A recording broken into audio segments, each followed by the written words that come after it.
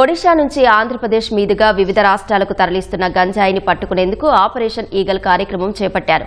రైళ్లలో తరలిస్తున్న గంజాయిని పట్టుకునేందుకు జీఆర్పీ, ఆర్పీఎఫ్, స్థానిక పోలీసులతో కలిసి ఈగల్ టీంలు పెద్ద ఎత్తున తనిఖీలు చేపట్టాయి.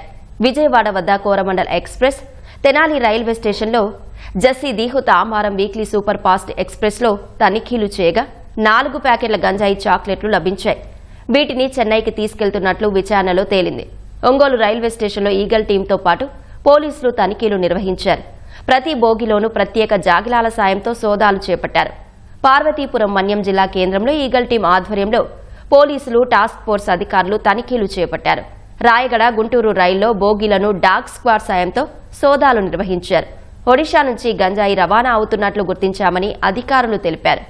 ప్రయాణికుల నుంచి 19 కిలోల గంజాయి స్వాధీనం చేసుకున్నారు. కర్నూలు జిల్లాలోనూ అధికారులు సోదాలు చేపట్టారు.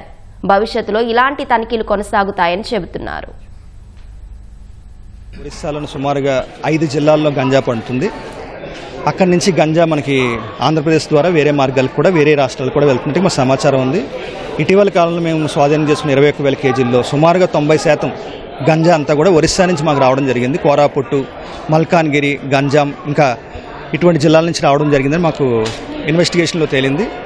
అందుకని చెప్పేసి మేము ఒరిస్సా ఏఎన్టీఎఫ్తో కూడా టైప్ అవుతున్నాం. వాళ్ళకు కూడా సమాచారం ఇస్తున్నాం. వాళ్ళ సమన్వయంతో అక్కడ కూడా అరికట్టడం కోసం మా ప్రయత్నాలు చేస్తున్నాం.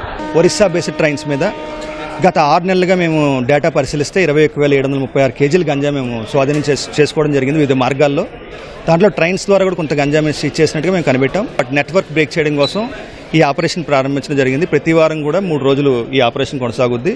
మా టీమ్స్ 26 జిల్లాల్లో జిల్లా ఎస్పీల ఆధ్వర్యంలో, అదేవిధంగా జీఆర్పీ, ఆర్పీఎఫ్, ఇంకా సిపి గారు అంటే కమిషనరేట్లో సిపి వాళ్ళ ఆధ్వర్యంలో కూడా ఈ టీమ్స్ పనిచేస్తాయి. ఈగల్ టీమ్స్ కూడా దాంట్లో భాగమైనవి. ప్రత్యేకంగా ఎక్కడ కూడా గంజా సరఫరా జరగకుండా ఈ చైన్స్ని బ్రేక్ చేయడం కోసం పూర్తి స్థాయిలో మేము వర్క్ చేస్తున్నాం.